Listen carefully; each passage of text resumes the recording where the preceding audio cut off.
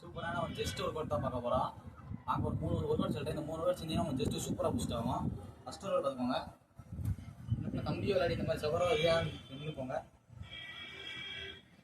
Support பண்ணி நின்றுட்டு 1 2 3 4 5 6 7 8 9 10 இந்த மாதிரி ஒரு ஒர்க் அவுட்டும். அடுத்த ஒரு ஒர்க் அவுட்டுங்க.